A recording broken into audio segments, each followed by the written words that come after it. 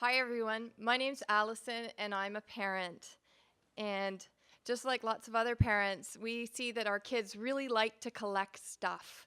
They like to share it with their friends. My kids also like to tell stories and make their own stories up. But as a parent, I find it hard to keep up with their collections unless it is inexpensive and really durable. I like they foster creativity for my children, and it'd be really cool if there was a collection that could be both online and offline. So this weekend, and there's actually over 12 million kids in the age range here in North America. So there's lots of kids, and they need a new collection that's both online and offline. So I'd like to present to you griflens. It's interactive story beads, and these are some shots from our actual customer validation today. So essentially what it is you've got, if I switch over to here, you can purchase these sets of story beads. That's a sample of some of them. And then you go online. You go online and you activate your beads. And we tested some solutions this weekend. We found that the QR codes was the thing that the kids liked most because they liked the visual portion of the QR code, and they also liked that it went straight into the computer. We also made a working prototype of RFID tags with a USB reader, but we put that aside just from a cost perspective, that we couldn't keep the cost down on the bracelets and the devices. So you activate your beads, and then this is the really cool stuff. You pull the different beads into the story circle, and then you create your story. And depending on which beads you've got in your story circle, it creates a customized story based on exactly what beads are in your story circle. So I'd like to show you some, we also designed some packaging around the different collections that you could collect. So the idea is that you could both have collections that we manufacture, and they're the same for everyone, with some rare ones that you want to get and collect, as well as some other things for the older kids where they can customize their own, and we'll 3D print them and send them to you. So here's a short video of the two customer validation sessions we did today. We had a public one at Smock Cafe where we opened it up to the public. Here you can see the kids playing with the beads. The younger child is really into the stringing of the preset beads, like ones that have already been made for them. We also gave them clay.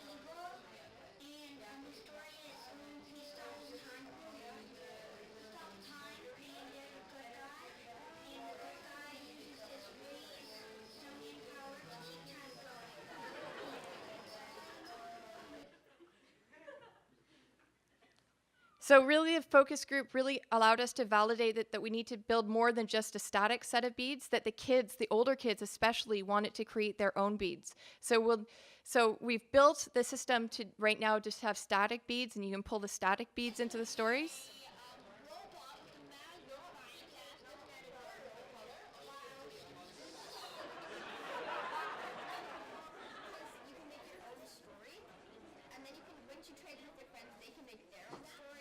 So we got into talking about trading and what you do with the extra beads.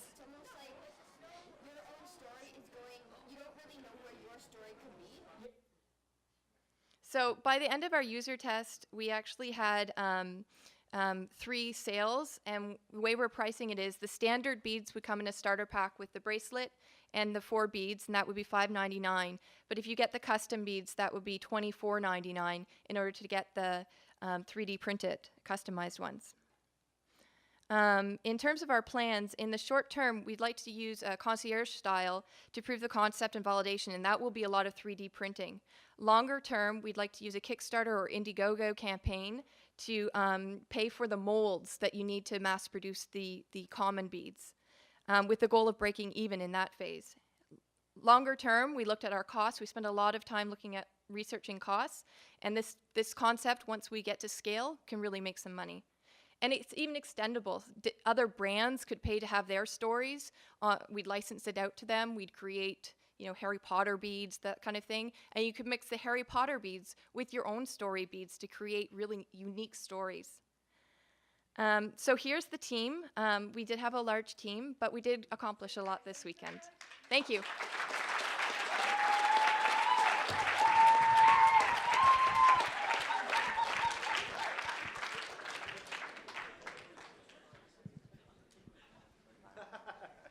Chris goes first, always.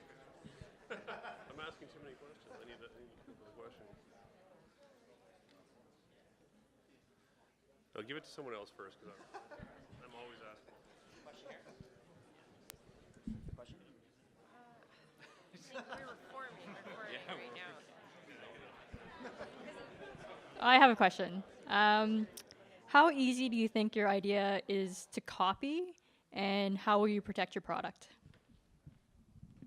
That's a good question, and that's something we really worked on that you don't see here is the back end. So we really built the architecture around the database and the storylines. We spent a lot of time thinking about how a different bead would activate a different thing, and I think it's really about those back-end algorithms so that the stories are really unique.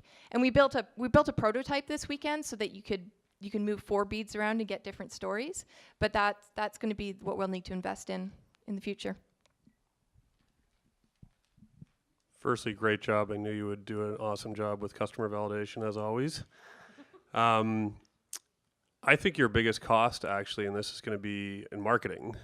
And I'm curious about your marketing strategies, because this is, it's gimmicky in a good way, but you have to make this, from my era, like the Cabbage Patch Kids of this era. So why does every kid want this? How are you going to reach this really difficult audience to reach?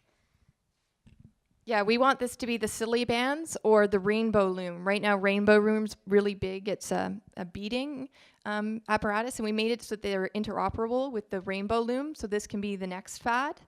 And also, it's really going to be around seeding with customers. So it's sort of like, when you get a razor and you get the handle for free. Perhaps giving low-cost starter kits so that kids get the experience and have fun with it. And then as you're getting the packs, you're going to get duplicates, which then you can swap with your friends or give to your friends. So the idea being that just by you doing it, you can share with your friends. So we'll need to work on the virality of it and put more aspects into the actual story and game so that kids are naturally incented to share it with their friends. And also, it's a bit of a status thing. So that's why we wanted a wearable, so that kids can go to school. And I don't know, maybe I'm so old, but you remember those bands that went all the way up the arm, like before silly bands, or even friendship beads that were on your shoes? It's all around sort of status and what kinds of things you have and showing off your collection. So we were trying to take all those different concepts and have both an offline and online experience. I would also like to be the first buyer of 2 for my daughters for this weekend. I'll pay a higher price for your early prototypes.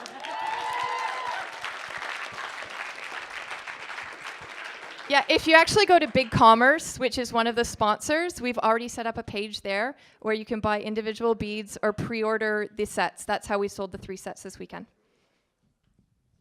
Thanks.